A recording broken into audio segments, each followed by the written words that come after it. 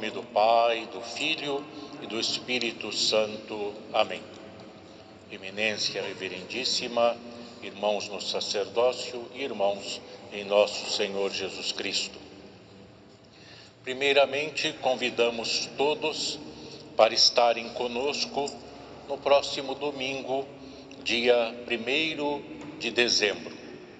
Nós faremos uma dupla comemoração, dois grandes santos da nossa igreja, São João Damasceno, padroeiro do nosso arcebispo, portanto será a celebração da festa onomástica do arcebispo, e Santa Bárbara, padroeira dos antioquinos. Todos estão convidados para esta missa solene no próximo domingo aqui na nossa catedral. Nós lemos hoje, no Santo Evangelho, o episódio que nos fala do encontro de um homem rico com Jesus. São Mateus diz que era um jovem. São Lucas não traz esta informação, mas diz que era um homem de posição, ou seja, era um membro da elite judaica. E ele vai a Jesus respeitosamente e chama Jesus de bom mestre. E o texto não diz que ele foi a Jesus para pô-lo à prova, para debater com Jesus, como faziam líderes do povo judeu, especialmente fariseus. Antes, ele apresentou a Jesus uma questão, uma pergunta de grande importância.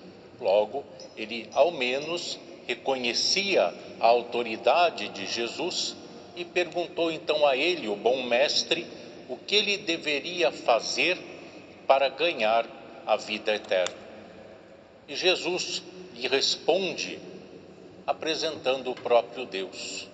Jesus lhe diz: bom é Deus, porque Jesus não buscava honra para si mesmo, como Deus e também homem que era, mas queria honra para o Pai, que Deus, o Pai, fosse honrado, porque, em sentido pleno, só Deus é bom, só Deus é santo, só Deus é justo. E a pergunta do jovem dizia respeito à própria espiritualidade da lei.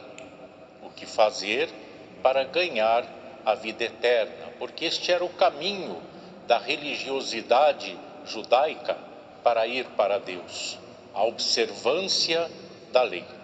E Jesus deu uma resposta de acordo com tal pensamento e apresentou àquele homem o valor dos 10 mandamentos do Decálogo. Lembrando que o Decálogo é atual e de grande valor também para os cristãos. É um verdadeiro código de ética para todos aqueles que creem em Deus, que buscam fazer a sua vontade. Jesus não revogou os 10 mandamentos. Ele trouxe a perfeição da lei. O que caducou com Jesus foram as leis cerimoniais, as leis de pureza do povo judeu e as leis que Deus havia lhes dado, que eram próprias deles para as circunstâncias das suas vidas. Mas a lei em si, como os 10 mandamentos, não foi abolida por Jesus Cristo. E por isso Jesus citou para aquele homem exatamente alguns dos 10 mandamentos, já que a própria lei prometia recompensas e bênçãos divinas para quem fosse um cumpridor da lei. E o jovem responde que havia cumprido estes mandamentos desde quando era ainda mais jovem. Então, por que ele fez aquela pergunta a Jesus? Se a lei prometia recompensa, bênçãos para os que a cumprissem, e ele cumpria, o que mais ele queria? Certamente ele aspirava por algo mais. Ele via, sentia que estava faltando alguma coisa para que ele pudesse realmente ir para Deus. Isto criou um certo debate com o tempo entre a ideia da lei e a da graça de Deus. Mas o que nós aprendemos é que não há um conflito verdadeiramente, porque a lei, o Antigo Testamento, aguardava a graça que se manifestou com Jesus. A lei e os profetas do Antigo Testamento apontavam para Jesus, que viria trazer a plenitude da revelação de Deus. A lei era a palavra de Deus escrita, Jesus, a palavra encarnada, o Verbo encarnado para a salvação do mundo. E Jesus mostrou com o seu ministério, com seus ensinamentos, inclusive quando debatia com os líderes religiosos judeus sobre a lei, ele ensinava que o homem tendia a absolutizar a lei, torná-la valor supremo, sem o entendimento e sem a prática do espírito da lei, como quando discutiam com Jesus por causa do que poderia ou não ser feito no sábado, ou do que seria ou não impuro para alguém que quisesse ficar puro, se manter puro diante de Deus. E Jesus plenificou e aperfeiçoou a lei pela graça de Deus, a mesma graça que nós recebemos hoje, por exemplo, nos santos sacramentos, nos santos mistérios. E o apóstolo Paulo foi muito claro ao ensinar a respeito, quando escreveu aos Gálatas, dizendo: sabendo que o homem não é justificado pelas obras da lei, mas pela fé em Jesus Cristo. Temos também crido em Cristo Jesus para sermos justificados pela fé em Cristo e não pelas obras da lei. Porquanto pelas obras da lei nenhuma carne será justificada. É o que nós aprendemos com a parábola do fariseu e do publicano. O fariseu era um escrupuloso cumpridor da lei, mas não ficou justificado diante de Deus. Justificado diante de Deus foi o publicano, o pecador, exatamente por causa do seu arrependimento, da sua contrição e da confissão do seu estado, da sua condição de pecador. E é isto que Jesus também já havia dito, quando lembrou palavras do profeta Oséias, quando Deus disse: misericórdia quero e não sacrifício. E era o caso daquele homem que sentia que faltava algo, o mais importante. E foi o que Jesus apresentou a ele. O que era este algo mais? O que era este ir além? O que era o mais importante? Que seria exatamente colocar o coração no valor correto, no valor absoluto, porque nós vemos pela sua reação às palavras de Jesus que o seu valor maior, mais alto, não era realmente Deus. E por isso Jesus, que conhecia os corações, fez a ele aquele verdadeiro desafio do algo mais, do ir além, quando lhe disse: vende tudo o que tens, distribui o dinheiro aos pobres e terás um tesouro no céu.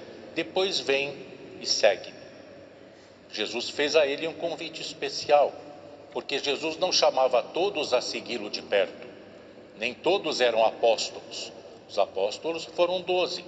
Havia outros discípulos, muitos discípulos, alguns que também estavam com Jesus e seguiam mais de perto, e outros que nem tanto. Como São Mateus, que deixou a coletoria quando Jesus passou por ele, que era cobrador de impostos, e lhe disse: vem e segue-me. E Mateus fez exatamente isto. São Mateus fez aquilo que este homem que nós lemos hoje, este homem não quis ou não pôde fazer, porque o texto diz que ele ficou muito triste porque era muito rico, não apenas rico, mas muito rico. E Jesus já havia ensinado: acumulai tesouros no céu, porque onde estiver o teu tesouro, aí estará o teu coração. E colocando o coração daquele homem à prova, ficou claro que o seu coração estava nas riquezas, não em Deus, não nos valores do reino dos céus. Não que as riquezas sejam em si um problema. O problema é o lugar que elas tendem a ocupar na vida das pessoas, se tornando o objeto supremo de amor daquele que tem estas riquezas, muito acima do amor a Deus e do amor que se deve ter também ao próximo. Daí a dificuldade apresentada por Jesus de que alguém muito rico possa ir para o reino de Deus, possa se salvar. Por isso ele apresentou a figura de um camelo passar pelo buraco de uma agulha, uma imagem exagerada para dar uma ênfase a essa questão, de tal maneira que os presentes chegaram a perguntar: se é assim, quem então pode salvar? E Jesus ensina que os impossíveis dos homens são os possíveis de Deus. O que era impossível ao homem, ser justo diante de Deus, Jesus Cristo tornou possível. Jesus veio justificar o homem, veio nos justificar, nos conceder a justiça de Deus, nos reconciliando com Ele. Jesus pagou o preço da nossa libertação.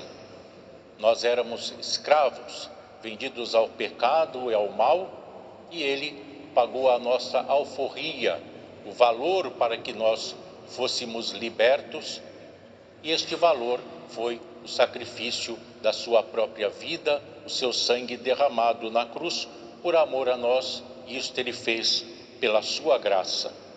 Encerrando com as palavras do apóstolo São Paulo: pela graça sois salvos mediante a fé. E esta fé leva aquele que realmente crê a praticar as obras da fé, as obras da graça, que só podem ser boas obras, as obras praticadas por alguém que tem no coração como valor supremo o próprio Deus, o Santo Evangelho.